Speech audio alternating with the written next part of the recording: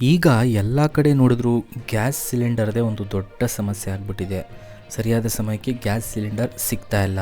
ಇಂತಹ ಸಮಯದಲ್ಲಿ ಭಾರತ ಸರ್ಕಾರ ಒಂದು ಕಟ್ಟುನಿಟ್ಟಿನ ಕ್ರಮವನ್ನು ಜಾರಿಗೆ ಮಾಡಿದೆ. ಒಂದು ಕಾನೂನನ್ನು ಜಾರಿಗೆ ತಂದಿದೆ ಮತ್ತು ಒಂದು ಹೊಸ ನಿಯಮವನ್ನು ಜಾರಿಗೆ ತಂದಿದೆ. ಇದನ್ನು ಎಲ್ಲರೂ ಕೂಡ ಕಡ್ಡಾಯವಾಗಿ ಪಾಲಿಸಲೇಬೇಕು. ಅದು ಕೂಡ ಮಾರ್ಚ್ 31ನೇ ತಾರೀಕಿನ ಒಳಗಾಗಿ ಈ ಕೆಲಸವನ್ನು ಮಾಡಲಿಲ್ಲ ಅಂತಂದರೆ ನಿಮ್ಮ ಗ್ಯಾಸ್ ಸಿಲಿಂಡರ್ ಬರೋದು ಸಂಪೂರ್ಣವಾಗಿ ಸ್ಥಗಿತಗೊಳ್ಳುವಂತಹ ಸಾಧ್ಯತೆ ಇರುತ್ತೆ. ಹಾಗಾದರೆ LPG ಗ್ರಾಹಕರಿಗೆ ಕೇಂದ್ರ ಸರ್ಕಾರ ನೀಡಿರುವಂಥ ಈ ಪ್ರಮುಖ ಸೂಚನೆ ಆದರೂ ಏನು, ಕಂಪ್ಲೀಟ್ ಮಾಹಿತಿಯನ್ನು ಈ ವಿಡಿಯೋದಲ್ಲಿ ತಿಳಿಸ್ಕೊಡ್ತೀವಿ ನೋಡಿ. ಅದಕ್ಕಿಂತ ಮುಂಚೆ ವಿಡಿಯೋನ ಲೈಕ್ ಮಾಡಿ ಮತ್ತು ತಪ್ಪದೇ ನಮ್ಮ ಯೂಟ್ಯೂಬ್ ಚಾನಲ್ಗೆ ಸಬ್ಸ್ಕ್ರೈಬ್ ಮಾಡ್ಕೊಳ್ಳಿ. ಹಾಗೆ ಫೇಸ್ಬುಕ್ ಪೇಜ್ನ ಕೂಡ ಫಾಲೋ ಮಾಡಿ.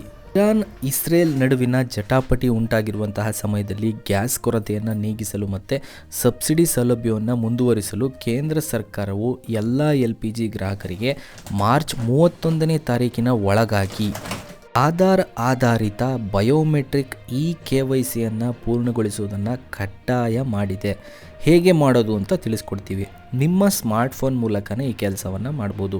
ಮೊದಲನೇ ಹಂತ ಪ್ಲೇಸ್ಟೋರ್ನಿಂದ ಆಧಾರ್ ಫೇಸ್ RD ಎನ್ನುವಂತಹ ಆ್ಯಪನ್ನು ಡೌನ್ಲೋಡ್ ಮಾಡಿಕೊಳ್ಳಬೇಕು. ಇದಾದ ನಂತರ ನೀವು ಬಳಸ್ತಾ ಇರ್ತಕ್ಕಂಥ ಗ್ಯಾಸ್ ಕಂಪನಿಯ ಅಂತಂದರೆ HP, ಭಾರತ್ ಗ್ಯಾಸ್ ಮತ್ತು ಇಂಡಿಯನ್ ಈ ಥರದ ಒಂದು ಆ್ಯಪನ್ನು, ಅಧಿಕೃತ ಆ್ಯಪನ್ನು ನೀವು ಡೌನ್ಲೋಡ್ ಮಾಡ್ಕೊಬೇಕು.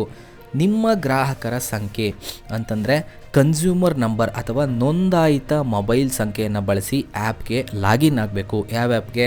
ನಿಮ್ಮ ಗ್ಯಾಸ್ ಏಜೆನ್ಸಿ ಆ್ಯಪ್ ಇರುತ್ತಲ್ಲ ಅದಕ್ಕೆ ಲಾಗಿನ್ ಆಗಬೇಕು. ಆ್ಯಪ್ನಲ್ಲಿ ಕಾಣಿಸುವ KYC ಅಥವಾ ಆಧಾರ್ KYC ಎನ್ನುವ ಆಯ್ಕೆಯನ್ನು ಮಾಡಿಕೊಳ್ಳಬೇಕು ಮತ್ತು ಇಲ್ಲಿ ನಿಮ್ಮ ಆಧಾರ್ ಸಂಖ್ಯೆಯನ್ನು ನಮೂದಿಸಬೇಕು. ನಂತರ ನಿಯಮಗಳನ್ನು ಒಪ್ಪಿಕೊಂಡ ನಂತರ ಅಂತಂದರೆ ಟರ್ಮ್ಸ್ ಆ್ಯಂಡ್ ಕಂಡೀಷನ್ನ ಒಪ್ಪಿಕೊಂಡ ನಂತರ ನಿಮ್ಮ ಮುಖವನ್ನು ಅಂದರೆ ಫೇಸನ್ನು ಸ್ಕ್ಯಾನ್ ಮಾಡಬೇಕು. ಮುಖವನ್ನು ಸ್ಕ್ಯಾನ್ ಮಾಡಿ ಯಶಸ್ವಿಯಾದರೆ ಹಸಿರು ಬಣ್ಣದ ಟಿಕ್ ಮಾರ್ಕ್ ಕಾಣಿಸಿಕೊಳ್ಳುತ್ತದೆ. ಕೊನೆಯದಾಗಿ ನಿಮ್ಮ ವಿವರಗಳನ್ನು ಪರಿಶೀಲಿಸಿ ಸಬ್ಮಿಟ್ ಬಟನನ್ನು ಒತ್ತಿದರೆ ಪ್ರಕ್ರಿಯೆ ಪೂರ್ಣಗೊಳ್ಳುತ್ತದೆ. ಹಾಗಾದರೆ ಇದನ್ನು ಯಾರಿಗೆ ಕಡ್ಡಾಯ ಮಾಡಲಾಗಿದೆ? ದೇಶದ ಎಲ್ಲ ಗೃಹ ಬಳಕೆಯ LPG ಗ್ರಾಹಕರಿಗೆ ಇದು ಅನ್ವಯಿಸುತ್ತದೆ.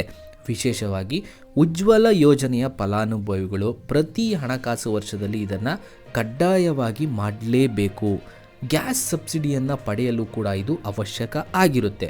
ಮಾರ್ಚ್ 31ನೇ ತಾರೀಕಿನ ಒಳಗಾಗಿ ನೀವು KYC ಮಾಡಲಿಲ್ಲ ಅಂತಂದರೆ ನಿಮ್ಮ ಗ್ಯಾಸ್ ಸಿಲಿಂಡರ್ ಬುಕ್ಕಿಂಗ್ ಸ್ಥಗಿತಗೊಳ್ಳಬಹುದು. ನೀವು ಈಗ ಯಾವ ಕಂಪನಿಯ ಗ್ಯಾಸ್ ಸಿಲಿಂಡರ್ನ ಬಳಸ್ತಾ ಇದ್ದೀರಾ ಮತ್ತು KYCಯನ್ನು ಮಾಡಿಸಿದ್ದೀರಾ? ನಿಮಗೆ ಎಷ್ಟು ದಿನಕ್ಕೆ ಒಂದು ಸಲ ಗ್ಯಾಸ್ ಸಿಲಿಂಡರ್ ಸಿಗ್ತಾ ಇದೆ ಎಲ್ಲದನ್ನು ಕಮೆಂಟ್ ಬಾಕ್ಸ್ನಲ್ಲಿ ತಿಳಿಸಿ ಮತ್ತು ತಪ್ಪದೇ ಈ ವಿಡಿಯೋನ ಈಗಲೇ ಎಲ್ಲರಿಗೂ ಶೇರ್ ಮಾಡಿ. Thank you.